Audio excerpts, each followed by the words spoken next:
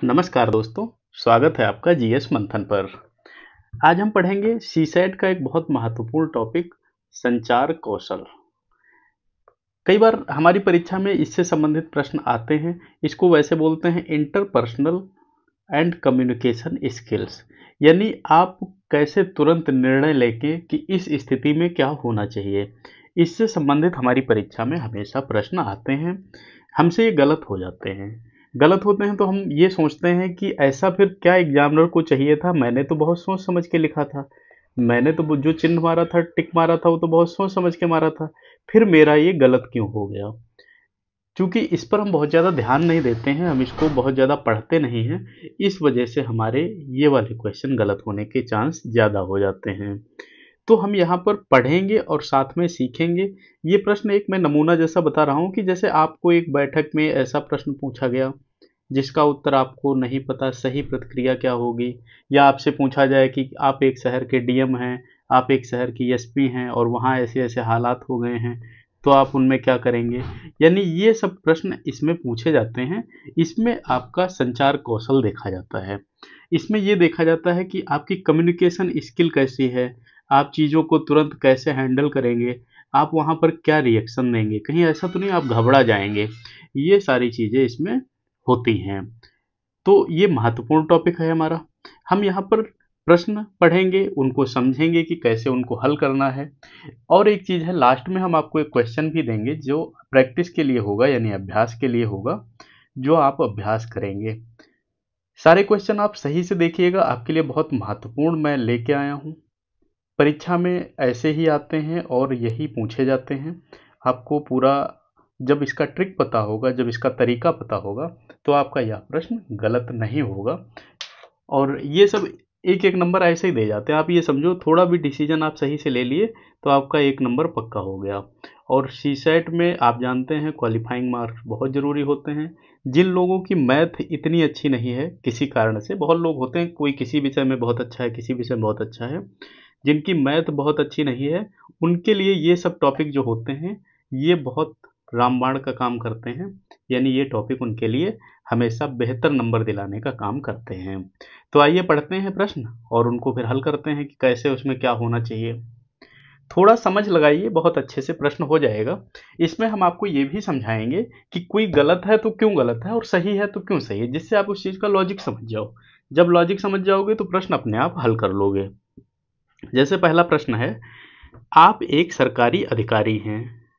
एक ग्रामीण महिला कार्यालय में शिकायत लेकर आती है, लेकिन घबराई हुई है और साफ बोल नहीं पा रही है। सही संचार कौशल क्या होगा।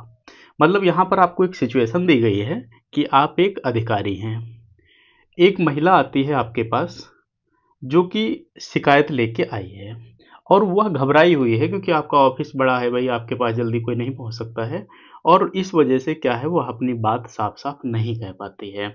तो आप उससे कैसे बात करेंगे। पहला है, उसकी बात बीच में काटकर फॉर्म भरने को कहना, ध्यान से सुनना, सहज करना, सरल भाषा में बात करना, समय की कमी बताकर अगले दिन आने को कहना, उसकी बात किसी कनिष्ठ कर्मचारी को सौंपना। ये 4 विकल्प आपको दिए गए हैं। तो इसमें आप क्या करेंगे, आप थोड़ी देर खुद सोचो। भाई आपका काम है, जैसे आप डीएम बने हैं, आप एसडीएम बने हैं, जिस भी पोस्ट पर आप हैं, तो आप जनता के लिए ही तो बैठे हैं। और आपके अंदर ये स्किल हमेशा होनी चाहिए कि जब आप ऑफिस में बात करेंगे, ऑफिस के लोगों से बात करेंगे, तो आपकी लैंग्वेज अलग होनी चाहिए। जब आप पब्लिक से बात करेंगे तो आपकी लैंग्वेज अलग होनी चाहिए। जब आप पब्लिक में भी किसी बुजुर्ग से बात करेंगे, यानी ओल्ड मैन से बात करेंगे, तो आपकी लैंग्वेज अलग होनी चाहिए।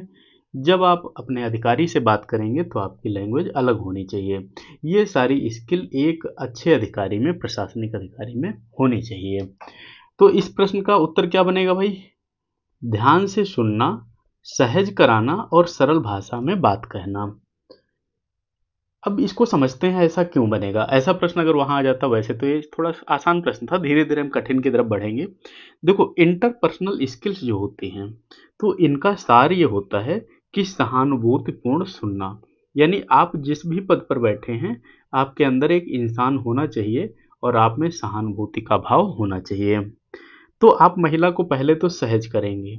सहज करने का मतलब ये है कि उसको ये नहीं एहसास होना चाहिए कि वह किसी एक बहुत बड़े ऑफिस में आई हुई है, ठीक है। उसको ये लगना चाहिए कि वह अपनी बात आराम से कह सकती है, और जो सामने व्यक्ति है यानी आप हैं, तो आप उसकी ही बात सुनने के लिए यहाँ पर बैठे हुए हैं। इसके अलावा जो विकल्प हैं, तो पहले विकल्प की अगर हम बात करते हैं, तो यह असंवेदनशील है। यह जो है असंवेदनशील है। भाई ये चीज़ तो संभव ही नहीं है। इसकी अगर हम बात करते हैं सी वाले की, तो यह हम टाल मटोल कर रहे हैं। और यदि हम बात करते हैं डी की, इस वाले की, तो हम जिम्मेदारी से बच रहे हैं, ठीक है। तो ये बाकी गलत हैं तो क्यों गलत हैं, और जो सही हैं वो क्यों सही हैं, ये हमने आपको पूरा यहाँ बता दिया। ऐसे ही आप चीज़ों को समझ लेंगे तो आपके लिए बहुत अच्छा रहेगा। अगला प्रश्न देखते हैं। प्रश्न क्या है? एक टीम मीटिंग में सहकर्मी आपकी बात काटता है और अपनी राय जोर से रखता है, सही प्रतिक्रिया क्या होगी? ऊंची आवाज में बहस करना, चुप रहना, शांत रहकर उसे बोलने देना और विनम्रता से अपनी बात रखना, मीटिंग छोड़कर चले जाना। सोचो इसमें थोड़ा क्या होगा। ये भी आसान प्रश्न है। यदि आप थोड़ा भी इसमें आसानी से समझेंगे चीज़ों को तो आप कर लेंगे। इसका उत्तर होगा शांत रहकर उसे बोलने देना और फिर विनम्रता से अपनी बात कहना। कई बार आपको अपने स्टाफ में ऐसे लोग मिलेंगे जो अपनी बात को नीचे नहीं दिखाना चाहते हैं, जो यह बताना चाहेंगे कि वही सही है और कोई सही नहीं है। भले ही वो आपके पद से छोटे हों, बड़े हों, उससे फ़र्क नहीं पड़ता है। आपको ऐसे लोगों को हैंडल करने के लिए क्या करना पड़ेगा? पहले तो शांत रहिए। जब वो बोल रहे हैं तो आपका काम है कि शांत रहना और उसको अपनी बात कह लेने देना। जब वो व्यक्ति अपनी बात कह लेगा, तो वो अंदर से हल्का महसूस करेगा। जब वो हल्का महसूस करेगा, फिर आप अपनी बात कहोगे तो वो उसकी बात समझ में भी आएगी। इसके अलावा ये दिन में से और विकल्पों की तरफ देखेंगे हम, तो पहला है, अगर हम इस विकल्प की तरफ देखेंगे, तो यह विवाद बढ़ा देगा। विवाद को यह बढ़ा देगा, पहला वाला। अगर हम चुप रहेंगे, कुछ नहीं बोलेंगे, तो यह क्या दिखाएगा कि बात दब गई है, ठीक है, या आप डर गए हैं, या आप डर गए हैं यानी घबरा गए हैं। यदि आप मीटिंग छोड़कर चले जाते हैं, तो इससे क्या है, एक गैर जिम्मेदाराना छवि बनेगी, क्योंकि आपके अधिकारी या आपके काम कार्यक्षेत्र का ही यह व्यक्ति है, ठीक है, सहकर्मी ही है। यदि हम चले जाते हैं तो एक ऐसी छवि बनेगी कि ये जब यहाँ नहीं डील कर पा रहे हैं तो फील्ड पर क्या डील करेंगे, ठीक है। तो इस वजह से हमारा जो होगा कि शांत रहकर बोलने देंगे और अपनी बात विनम्रता से कहेंगे। अगला प्रश्न हम देखते हैं। आप एक नए सहकर्मी को समझा रहे हैं, लेकिन वह बार बार वही सवाल पूछ रहा है, सबसे उचित प्रक्रिया क्या होगी? पहला है चिढ़कर कहना कि खुद समझो। दूसरा है धैर्यपूर्वक फिर से समझाना और उदाहरण देना। किसी और के पास भेज देना और नज़रअंदाज करना। तो समझते हैं भाई इसमें क्या होगा। पहले हम उत्तर बता देते हैं। उत्तर होगा इसका बी, धैर्यपूर्वक फिर से समझाना और उदाहरण देना। एक चीज़ आप समझो, जो कम्युनिकेशन स्किल होती है, इसमें धैर्य और स्पष्टता, ये दोनों चीज़ें बहुत महत्वपूर्ण होती हैं। तो जब धैर्य और स्पष्टता होगी तो आपका संचार कौशल अपने आप अच्छा होगा। यदि हम पहला विकल्प चुनेंगे तो इससे क्या हो जाएगा, एक नकारात्मक छवि बन जाएगी, नकारात्मक माहौल बन जाएगा। इसके बाद यदि हम तीसरा विकल्प चुन लेते हैं तो हो जाएगा कि भाई मैं अपनी जिम्मेदारी से बच रहा हूँ, ठीक है। और अगर हम ये चीज़ चुनते हैं तो क्या हो जाएगा कि हम गलत संदेश दे रहे हैं लोगों को कि हम चीज़ों को नज़रअंदाज करते हैं और हमारी खुद की जो छवि है खराब बनेगी। तो इसलिए हम धैर्यपूर्वक पहले बात को समझाएंगे, और कोई अगर ऐसे नहीं समझ पा रहा है, कई बार क्या होता है सबकी समझने की जो स्किल है वो अलग अलग होती है। कुछ कैसे समझते हैं, कुछ कैसे समझते हैं। तो फिर हम कोशिश करेंगे इनको किसी उदाहरण देकर समझाएं, तो उदाहरण के माध्यम से हो सकता है उनकी बात जल्दी समझ में आ जाए। अगला प्रश्न है, आप एक सार्वजनिक कार्यक्रम में बोल रहे हैं, श्रोताओं में से कुछ लोग ध्यान नहीं दे रहे हैं, सही संचार कौशल क्या होगा? पहला विकल्प है नाराज होकर बोलना बंद कर देना, आवाज ऊंची कर लेना, रोचक उदाहरण और प्रश्न पूछकर श्रोताओं को जोड़ना, सीधे उन्हें डांट देना। सोचो जरा इस चीज को। तो इसमें पहले हम उत्तर बता देते हैं। उत्तर होगा आपका सी, रोचक उदाहरण और प्रश्न पूछकर श्रोताओं को जोड़ना। देखिए, जब किसी कार्यक्रम में आप बोल रहे होंगे, मान लेते हैं आप एक कार्यक्रम में बोल रहे हैं और इसमें 20 लोग आपको सुनने वाले हैं। अब इन 20 लोगों में से 20 मन हैं और 20 मन एक तरफ हों, ये आवश्यक नहीं है। तो क्या होगा, कई लोग इधर उधर देख रहे होंगे, हो सकता है कोई आपकी बात से बोर हो रहा हो। तो उस स्थिति में हम क्या करेंगे, हम इनको सबको जोड़ने के लिए आवश्यक उदाहरण का प्रयोग करेंगे और उससे हम इनको फिर से अपनी तरफ जोड़ने का प्रयास करेंगे। ये एक बेहतर स्किल हमारी वहाँ पर दिखेगी। अब हम देखते हैं जो विकल्प गलत हैं वो क्यों गलत हैं। पहला, यदि हम नाराज होकर बोलना बंद कर देंगे तो जो हमको सुनने आए थे उनके दिमाग में हमारी इमेज बहुत गलत बन जाएगी और भविष्य में वो हमसे नहीं जुड़ना चाहेंगे। यदि हम अपनी आवाज़ ऊंची कर लेंगे तो असभ्य लगेंगे, जैसे हम अपनी कोई बात जबरदस्ती किसी तक थोपना चाह रहे हैं। और यदि उन्हें हम डांट देंगे तो इससे क्या होगा, एक नकारात्मक माहौल वहाँ पर बन जाएगा, यानी हम ऐसा नहीं करेंगे, नकारात्मक माहौल बन जाएगा। इसलिए क्या है, अच्छा वक्ता वही है जो श्रोताओं का ध्यान खींच सके। भाई अच्छा, जब आप बोलने वाले अच्छे हैं तो आप में ये हुनर होना चाहिए कि सुनने वालों को आप अपनी तरफ हर हाल में जोड़ के रखें। तो यह आप समझ गए, इसमें होगा रोचक उदाहरण और प्रश्न पूछकर श्रोताओं को जोड़ना। ऐसे प्रश्न आते बहुत हैं परीक्षा में। अगला प्रश्न है, एक कर्मचारी बार बार देर से ऑफिस आता है, आप उसके प्रबंधक हैं, सबसे उचित संवाद शैली क्या होगी? तुरंत सबके सामने डांटना, व्यक्तिगत रूप से कारण पूछना और समाधान सुझाना, वेतन काटने का आदेश देना, चुप रहना और नज़रअंदाज करना। तो पहले मैं इसका उत्तर बताता हूँ। उत्तर क्या होगा, व्यक्तिगत रूप से कारण पूछना और समाधान सुझाना। देखिए, अब इसको थोड़ा समझते हैं क्यों है भाई ये उत्तर। ऐसे प्रश्न और भी आ सकते हैं। तो प्रबंधन और संचार में सबसे जरूरी क्या होता है, समस्या की जड़ तक पहुंचना। जो प्रबंधक है तो वो प्रबंधक किस लिए है, आप प्रबंधक किस लिए हैं, एक ऑफिस में बैठने के लिए नहीं। आपका काम है आप चीज़ों को मैनेज करें, मैनेजर ही तो बोलते हैं, आप चीज़ों को मैनेज करें। चीज़ों को मैनेज कैसे करेंगे, जब आप चीज़ों की जड़ तक जाएंगे, क्योंकि आपके स्टाफ में आपको सपोर्ट करने वाले भी होंगे और आपके खिलाफ बोलने वाले भी होंगे। आपको दोनों स्थितियों को समझना पड़ेगा। तो आपका काम रहेगा कि आप जड़ तक जाएं। जड़ तक कैसे जाएंगे, जब हर व्यक्ति से आप सही से जुड़ कर रहेंगे, यानी आपका जो संचार कौशल है वह अच्छा होना चाहिए। ऐसे ही तो जुड़ेंगे आप सबसे। और एक चीज समझिए, यदि आप विकल्प इसमें चुनते हैं ए, तो क्या होगा, सामने वाले व्यक्ति का अपमान होगा, और अपमान होगा तो कोई गलत कदम उठा सकता है, आपके यहाँ से नौकरी छोड़ सकता है। नौकरी छोड़ेगा तो आपको उसकी पोस्ट पर फिर से एक व्यक्ति को हायर करना पड़ेगा, जो आपके लिए और आपके विभाग के लिए थोड़ा कठिन हो जाएगा। वेतन काटने का आदेश अगर देना तो यह तुरंत दंडात्मक आदेश हो जाएगा।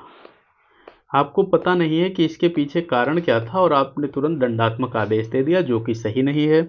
अगर आप इसको चुप रहना और नज़रअंदाज करना इसको आप समझेंगे तो भाई इससे क्या होगा, लापरवाही बढ़ेगी, लापरवाही बढ़ेगी, ये समझो आप। तो इस प्रकार हम क्या करेंगे, व्यक्तिगत रूप से कारण पूछेंगे और समाधान ढूंढेंगे। ठीक है, अब हम आते हैं अगले प्रश्न पर। आपके सहयोगी ने गलती से एक महत्वपूर्ण ईमेल गलत विभाग को भेज दी है, सही इंटरपर्सनल रिस्पॉन्स क्या होगा? यहां पर भी हमारा संचार कौशल पूछ रहा है, ठीक है, कि रिस्पॉन्स क्या होना चाहिए। तुरंत उसे सभी के सामने दोष देना, उसे शांत करना और गलती सुधारने में मदद करना, ईमेल की अनदेखी करना या बॉस से शिकायत कर देना। तो सबसे पहले हम उत्तर देखते हैं क्या होगा। इसमें होगा उसे शांत करना और गलती सुधारने में मदद करना। देखिए, यदि किसी से ऐसी गलती हो जाती है तो इंटरपर्सनल स्किल का एक मतलब यह भी है कि सहयोग और सहयोगी को सपोर्ट करना, सहयोगी इन दोनों का ध्यान रखना यानी सपोर्ट करना। तो सबसे सही बी होगा कि पहले हम शांत करते हैं, उसके बाद गलती सुधारने में मदद करते हैं, जो गलती हुई है उसको समझते हैं। अब हम ए का प्रयोग, अगर हम मान लो ए का प्रयोग करते हैं तो इससे उसका आत्म सम्मान जो है उसको ठेस पहुंचेगी, क्योंकि वो भी तो व्यक्ति इंसान ही है। यदि हम ये वाला करते हैं शिकायत करने का, तो इससे हमारे जो व्यवहार हैं उस पर फर्क पड़ेगा, यानी और व्यक्ति जो वहाँ पर काम करते हैं वह हम पर विश्वास नहीं कर पाएंगे। और यदि अनदेखी कर देंगे तो यह एक पहली चीज़, तो अनदेखी करना हो जाएगा कि समस्या बढ़ सकती है। भाई गलत भेजा है तो कोई ना कोई समस्या बढ़ सकती है, और वह समस्या आप सबके लिए मुसीबत बन सकती है। इसलिए इसमें सबसे बेहतर क्या होगा, उसे शांत करना और गलती सुधारने में मदद करना। अगला प्रश्न क्या है, आप किसी मीटिंग में हैं और सामने वाला बहुत तकनीकी भाषा में बोल रहा है जिसे बाकी लोग नहीं समझ पा रहे। सबसे उचित संचार कौशल क्या होगा? तुरंत बीच में रोककर कहना कि सरल भाषा बोलो, ध्यान से सुनना और विनम्रता से अनुरोध करना कि उदाहरण देकर समझाएं, चुप रहना या मीटिंग छोड़ देना। देखिए, इसमें क्या होगा, ध्यान से सुनना और विनम्रता से अनुरोध करना कि उदाहरण देकर समझाएं। ठीक है, देखिए, कम्युनिकेशन का उद्देश्य क्या है, सभी को संदेश स्पष्ट रूप से पहुंचना चाहिए। भाई कम्युनिकेशन स्किल का मतलब तो यही है, यहाँ जो बैठा है या यहाँ जो बैठा है या यहाँ जो बैठा है, इन तीनों को एक संदेश बराबर स्थिति में पहुंचना चाहिए।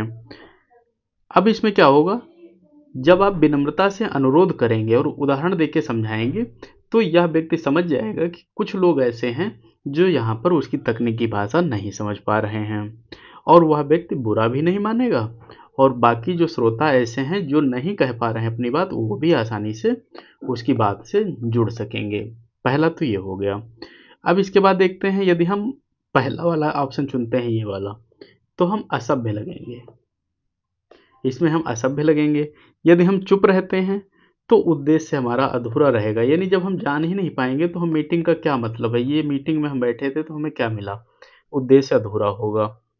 और डी यदि हम चुनते हैं यानी छोड़कर चले जाते हैं, तो यह छवि बहुत खराब करेगा, फिर अगली बार हमें मीटिंग में कोई शामिल नहीं करेगा। प्रश्न है, आपके कार्यालय में दो सहकर्मियों के बीच विवाद बढ़ गया और माहौल तनावपूर्ण है। एक अच्छे संचारक के रूप में आप क्या करेंगे?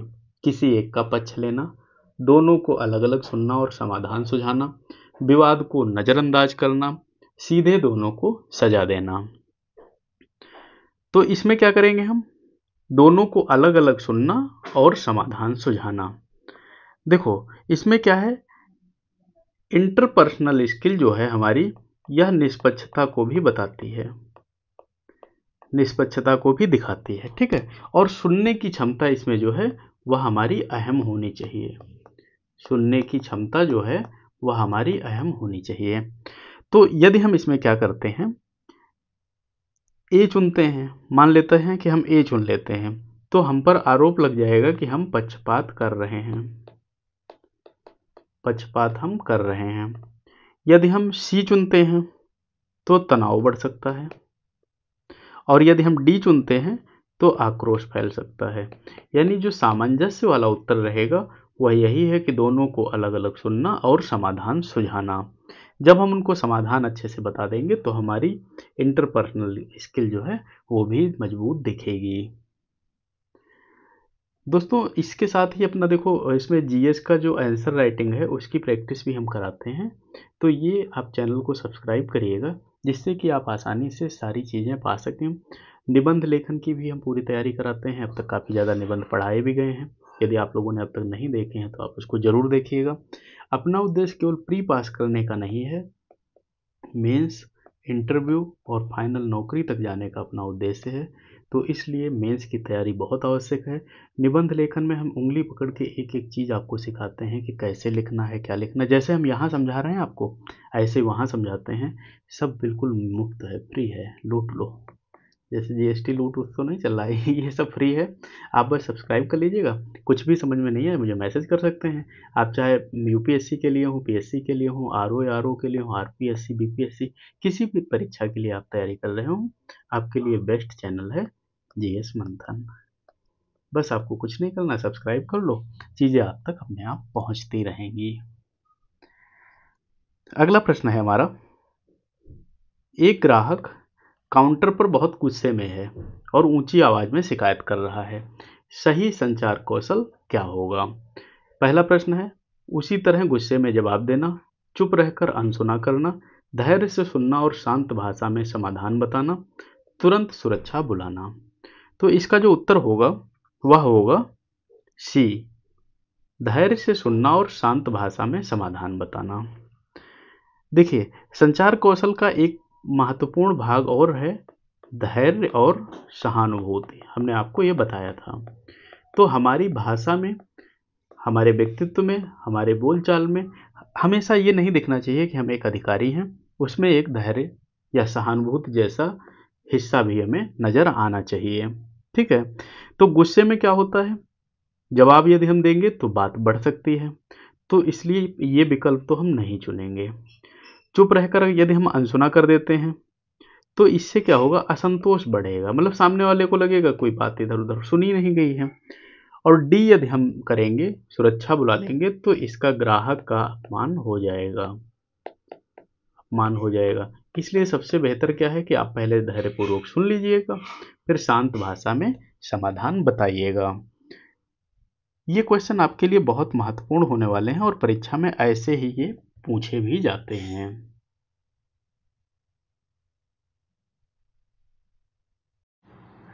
अगला प्रश्न हमारा है, आपकी टीम का एक सदस्य मीटिंग में बिल्कुल चुप रहता है और राय नहीं देता। एक अच्छे टीम लीडर के रूप में आपका व्यवहार क्या होगा? पहला है, उसे मजबूर करना कि वह बोले, उसकी चुप्पी की अनदेखी करना, उसे सहज बनाकर राय पूछना और प्रोत्साहित करना, कहना कि वह टीम के लिए उपयोगी नहीं है। तो भाई इसमें बताइए क्या होगा? देखो, इसमें पहले हम आंसर बताते हैं कौन सा होगा। सी वाला, उसे सहज बनाकर राय पूछना और प्रोत्साहित करना, यह उत्तर होगा।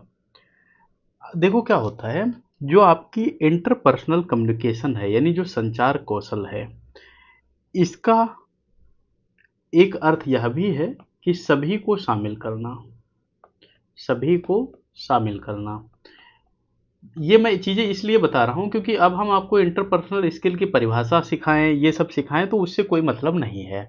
आपको मैं सीधे सीधे प्रश्न के माध्यम से चीज़ें समझा दूंगा, आपके कैसे भी प्रश्न बने आप आराम से उनको हल कर लोगे। तो एक इसका मतलब ये भी है कि सभी को शामिल करके चलना। मान लो आप एसडीएम हैं कहीं के, तो भाई एसडीएम आप हैं वहाँ पर और सब लोग तो हैं नहीं, तो कुछ लोग ऐसे होंगे जो थोड़ा पोस्ट उनकी नीची होगी, कुछ लोग और होंगे जिनकी पोस्ट थोड़ा और नीची होगी। अब ये वाला व्यक्ति है, ये एसडीएम साहब से बात करने से पहले 20 बार सोचेगा, ये वाला व्यक्ति थोड़ा सहज तरीके से बात कर लेगा। अब आप एसडीएम साहब हैं तो आपकी जिम्मेदारी है कि आप इसको भी बहुत इतना प्रोत्साहित करो और इसको भी बराबर प्रोत्साहित करो कि दोनों सहज होकर अपनी समस्या बता पाएं। क्योंकि आप एक बात समझो, जो चपरासी होता है, देखिए पद सारे अच्छे, मैं किसी पद की बुराई नहीं कर रहा हूँ, और मान लेते हैं एक प्रधानाचार्य होता है, प्रधान किसी कॉलेज के, किसी विद्यालय के उसमें परिप्रेक्ष्य में देखते हैं, तो जो प्रधानाचार्य जी हैं, इनको बात बहुत देर में पता चलती है और इनको बात बहुत जल्दी पता चलती है। कोई भी अगर विद्यालय में घटना होती है तो इनको जल्दी पता चलेगा, इन तक बात पहुंचते पहुंचते समय लग जाता है। अब मान लेते हैं प्रधानाचार्य जी इतने सहज हैं कि यह जाके तुरंत उस घटना के बारे में इनको बता दिया, तब तो ये उस चीज़ को आसानी से संभाल लेंगे, इस घटना को संभाल लेंगे। अब यदि ये बहुत सख्त है अपने स्टाफ के लिए, अपने विभाग के लिए बहुत सख्त है, तो यह जाने से घबराएगा और यहाँ की जो घटना है ये एक बड़ा रूप ले लेगी। इसलिए आपका इंटरपर्सनल कम्युनिकेशन या इसके लिए बताता है कि सभी को शामिल करके चलना है। अगला प्रश्न लेते हैं। उम्मीद है आपको ये समझ में आ रहे होंगे क्वेश्चन, और क्वेश्चन का लॉजिक भी समझ में आ रहा होगा। यदि आ रहा है तो आप सब्सक्राइब भी करिएगा और लाइक भी करिएगा। इस वीडियो में लाइक करने के लिए भी बोल रहा हूँ। इसमें मैं पूरा सीसैट आपका मैं कवर करा दूंगा, मैं ये आपसे वादा कर रहा हूँ। सीसैट की एक एक चीज़। आपको मैथ नहीं आती है, मैं मान लिया कि मैथ हमें बिल्कुल नहीं आती है, बिना मैथ को छुए आप सीसैट निकाल लोगे। बस आप रेगुलर हमारी क्लास जो भी हम दें वो देखते रहना, और जो चीज़ आपको नहीं समझ में आती है आप मुझे कमेंट में बोल देना, मैं उस पर आपको क्लास दे दूंगा। सीसैट में फेल नहीं होना है किसी भी हाल में। और एक चीज़ बता दें, रिजल्ट ऐसा आता है कि लोग सीसैट में भी फेल होते हैं, तो उसमें फेल हमें नहीं होना है। अगला प्रश्न है, आप एक प्रेजेंटेशन दे रहे हैं और किसी ने आपके आंकड़ों पर सवाल उठाया, उचित प्रक्रिया क्या होगी? तुरंत बहस करके साबित करना, प्रश्न अनसुना कर देना, तथ्य और स्रोत स्पष्ट करना और शांति से उत्तर देना, सवाल पूछने वालों को आलोचना कहना। देखो, इसमें जो हमने ऑप्शन दिए, हो सकता है आपके ऑप्शन इसमें बदले हों, कोई ज़रूरी नहीं है ऐसे ऑप्शन होंगे, हम थोड़ा सहज इसलिए दिए हैं जिससे कि आप टॉपिक समझ पाओ, क्योंकि बहुत कम बच्चे हैं जो ये सब टॉपिक पढ़ते हैं। मैं आपको बताऊं, बहुत कम लोग हैं जो इन टॉपिक को पढ़ के जाते हैं। आदमी कहता है ये तो मैं ऐसे कर लूँगा, वहाँ थोड़ा घुमा देता है और हमारे लिए दिक्कत हो जाती है। तो भाई इसकी उचित प्रक्रिया क्या होगी? तथ्य और स्रोत स्पष्ट करना और शांति से उत्तर देना। अब देखो, संचार में क्या है, फिर से समझाऊंगा। संचार में दो चीजें आपकी महत्वपूर्ण हैं, एक तो पारदर्शिता, और दूसरी चीज क्या महत्वपूर्ण है? विश्वास। पारदर्शिता और विश्वास, ये दोनों महत्वपूर्ण है। आपका विभाग आपके लिए पारदर्शी भी हो और विश्वसनीय भी हो, यही आपके साथ होना चाहिए कि आप अपने विभाग के लिए पारदर्शी भी हो और विश्वसनीय भी हो। कई बार क्या होता है, आपके सामने भी ये स्थिति आ सकती है कि आपके आंकड़ों पर सवाल उठाया जाएगा। उस स्थिति में आप उनके स्रोत को बताएंगे कि आपने ये वाला आंकड़ा कहाँ से उठाया है। फिर उत्तर जो देंगे शांति के साथ हमें देना है और समझाना है कि ये आंकड़ा यहाँ से उठाया है। अब जो गलत है वो क्यों गलत है ये समझते हैं। तुरंत बहस करके साबित करना, या अगर हम काम करने लगते हैं तो इससे विवाद बढ़ेगा, यानी हम प्रेजेंटेशन में विवाद खड़ा कर देंगे।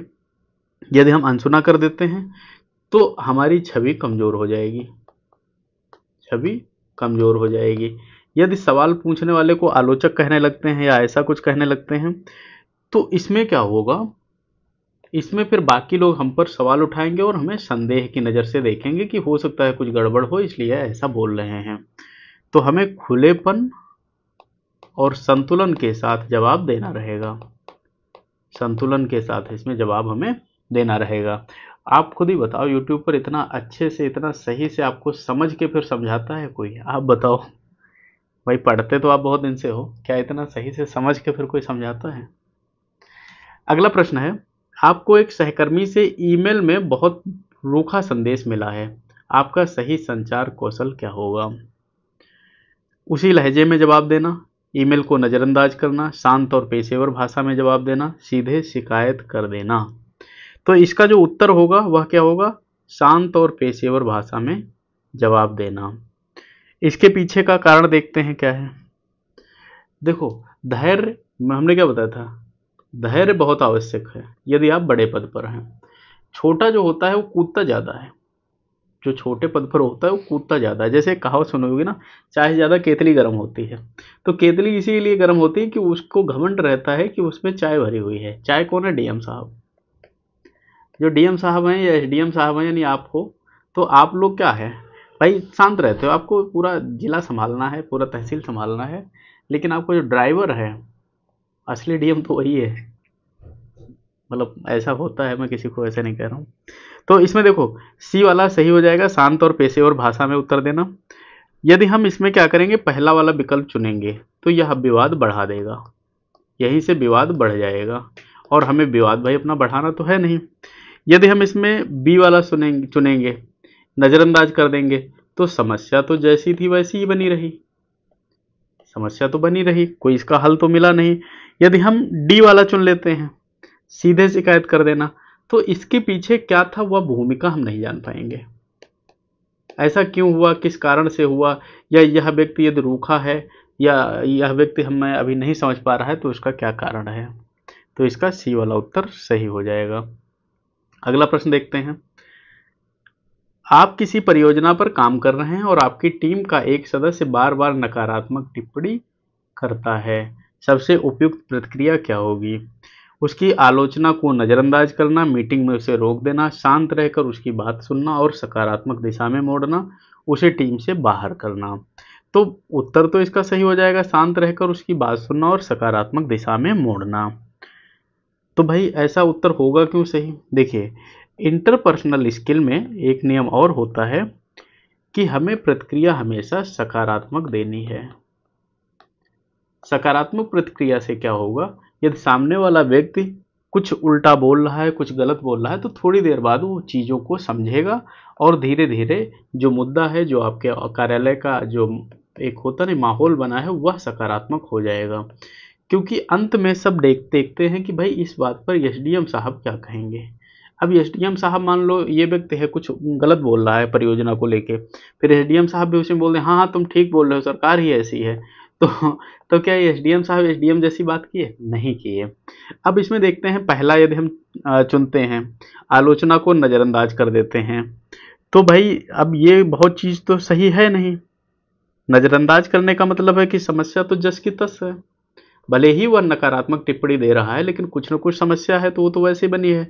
यदि हम उसे रोक देते हैं, मान लेते हैं कि हम उसे कह देते हैं कि भाई तुम चुप रहो, तो यह असभ्य लगेगा, ठीक है। और अगर उसे हम बाहर कर देते हैं तो इससे जो आपकी टीम है उसमें तनाव बढ़ जाएगा और लोगों को लगेगा कि आप तानाशाही कर रहे हैं, आज नहीं तो कल उनके साथ ऐसे ही पेश आएंगे। आप खुद बताओ, कोई व्यक्ति इतना पढ़ाता है सही से? यहाँ तो मुझे कहना बनता है ना कि मैं पहले कौन सही है वो बताता हूँ, कौन गलत है वो बताता हूँ, और क्यों गलत है ये जानना बहुत ज़रूरी है, क्योंकि विकल्प यही वाले नहीं होंगे वहाँ। जब आप इसके पीछे की वो बात समझ जाओगे कि क्यों गलत है, फिर आपके प्रश्न गलत नहीं होंगे। आप किसी अधिकारी से मदद लेने गए, उन्होंने बहुत ही व्यस्त होने की बात कही, संचार कौशल क्या होगा? जबरदस्ती अपनी बात कहना, गुस्से में वहां से चले जाना, विनम्रता से समय मांगना और उपयुक्त समय पर आना, या शिकायत कर देना। देखो, इसमें आपको हर तरीके के लोग समाज में मिलेंगे, ये इसका उत्तर सही होगा, विनम्रता से समय मांगना और उपयुक्त समय पर आना। उत्तर तो इसका ये सही हो जाएगा, ठीक है। अब इसमें आपसे जब आप अधिकारी बन जाओगे, कल को डीएम एसडीएम बनोगे, तो आपको ऐसे लोग मिलेंगे जो जब आप कहोगे व्यस्त हो ना, तो अपनी बात वहीं से कहना शुरू कर देंगे, साहब ऐसा हो गया ऐसा हो गया, हमारी तो कोई सुनता ही नहीं, हम बहुत परेशान हैं, यहीं कहना शुरू कर देंगे। कुछ लोग बहुत गुस्से में भाग जाएंगे, कुछ लोग जाके आपकी कंप्लेंट कर देंगे। ये स्थितियां आपको फेस करनी पड़ेंगी जब आप अधिकारी बने होगे।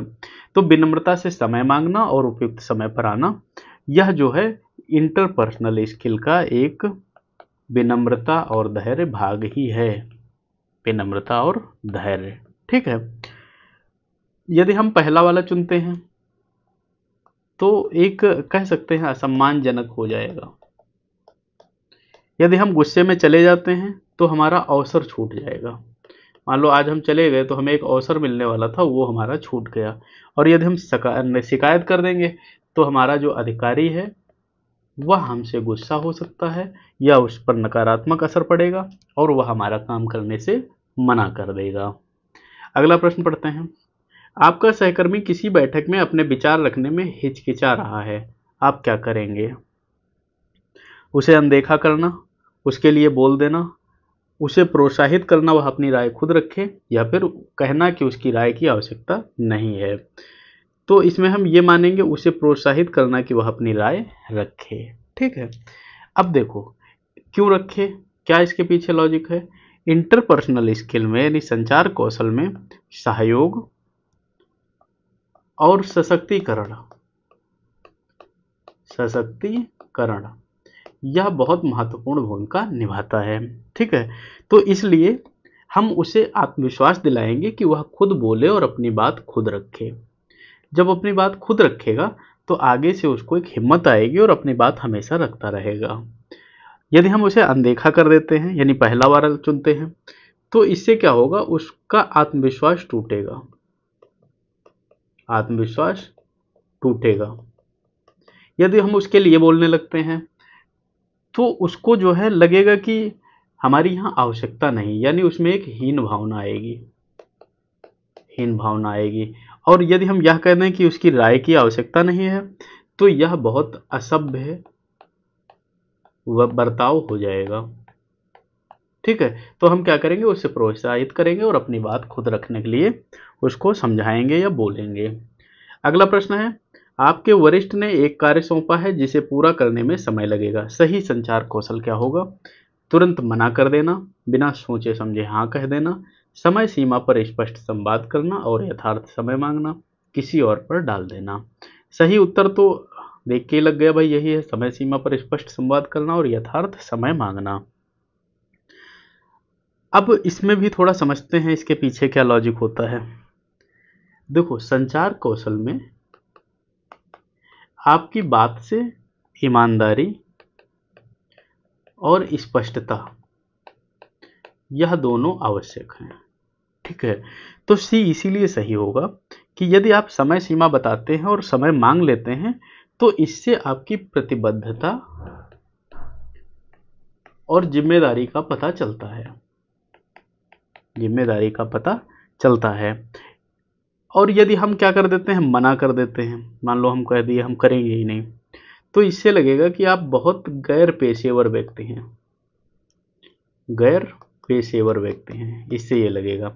यदि आप हाँ कर देते हैं, तो इसमें आपको समस्या हो जाएगी बाद में, जब आप पूरा नहीं कर पाओगे तो आपके साथ भाई समस्या हो जाएगी।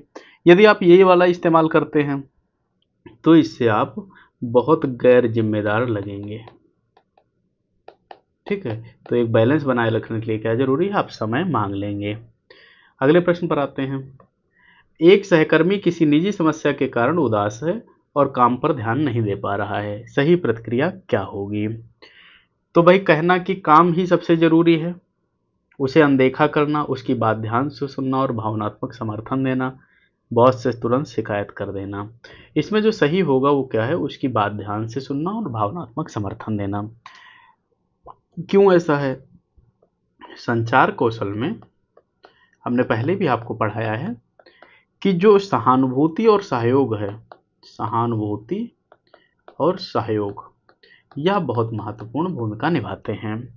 आपके साथ आपके विभाग में बहुत से ऐसे लोग होंगे जो कई बार अपनी अलग समस्याओं से परेशान रहते होंगे, जो अपनी समस्या नहीं बता पाते होंगे और उसका असर उनके काम पर पड़ता होगा। तो उस स्थिति में आपको क्या करना है, ऐसे व्यक्ति की बात सुनना है और उसे भावनात्मक समर्थन देना है, वहां आपको अधिकारी नहीं बनना है। ठीक है, तो अब किसी का कमेंट आ गया, अच्छा ठीक है, तो इस पर ध्यान नहीं देना है। अब यदि मान लेते हैं हम पहला वाला चुनते हैं कि कहना कि काम ही सबसे जरूरी है, तो यह आपकी संवेदनहीनता दिखाता है कि आप चीज़ों को समझ नहीं पा रहे हैं, अनदेखा कर रहे हैं। यदि आप तो अनदेखा करके भाई क्या करोगे, एक दिन अनदेखा करोगे लेकिन उसकी समस्या तो बढ़ रही है, यानी आप धीरे धीरे समस्या बढ़ा रहे हो क्योंकि काम आपके ऑफिस का नहीं हो पा रहा है। और यदि आप शिकायत करने दौड़ पड़ते हो, तो इसका नकारात्मक असर आप पर और आपके विभाग पर पड़ेगा। इसलिए हमारे लिए ज़रूरी क्या होगा उस समय, उसकी बात सुनना और भावनात्मक समर्थन देना कि हाँ भाई, जो उसकी ज़रूरत है उसको समझ के काम करना। अगला प्रश्न है, आप किसी प्रस्तुति में बोल रहे हैं और अचानक तकनीकी समस्या आ जाती है, तो सही संचार कौशल क्या होगा? गुस्सा करना, प्रस्तुति छोड़ देना, शांत रहकर दर्शकों से संवाद बनाए रखना और समस्या को सुलझने तक चर्चा करना, तकनीकी टीम को दोष देना। तो आपका यहाँ सही प्रतिक्रिया क्या होगी? शांत रहकर दर्शकों से संवाद बनाए रखना और समस्या सुलझने तक चर्चा करना। देखो क्या होता है, कई बार आप कहीं जाते हो, बात अपनी रख रहे होते हो और अचानक माइक खराब हो जाता है। तो जब माइक खराब हो जाता है तो आपको वहाँ क्या करना चाहिए, आप अपनी बात यहाँ पर कहते रहोगे धीरे धीरे, जितनी भी आपकी ध्वनि है, मतलब चिल्ला के भी नहीं बोलना है, अपनी बात कहते रहोगे। फिर जब तकनीकी चीज़ें सही हो जाएंगी तो आप अपनी बात दोहरा दोगे। इससे क्या होगा, एक लय नहीं टूटेगी और जो लोग बैठे हैं उनको आप थोड़ा गंभीर लगोगे, उनका भी उनको महत्व महसूस होगा। अब इसको क्या कहते हैं, स्थिति प्रबंधन। स्थिति प्रबंधन इसको कहते हैं अपने संचार कौशल के विषय में। ठीक है, तो अगर आप ये चुनते हैं कि गुस्सा करने लगते हैं मान लो, तो ये एक आपका उग्र स्वभाव दिखाएगा। ठीक है, कि आप मतलब अपने उग्र स्वभाव में रहते हैं। यदि आप छोड़ देते हैं तो आप गैर जिम्मेदार व्यक्ति हो जाएंगे, क्योंकि जो आपको सुन रहे थे वो अपना काम और समय छोड़कर आपको सुनने आए थे। यदि आप दोष निकालने लगते हैं या चीखने चिल्लाने लगते हैं तो इससे आपकी छवि धूमिल होगी।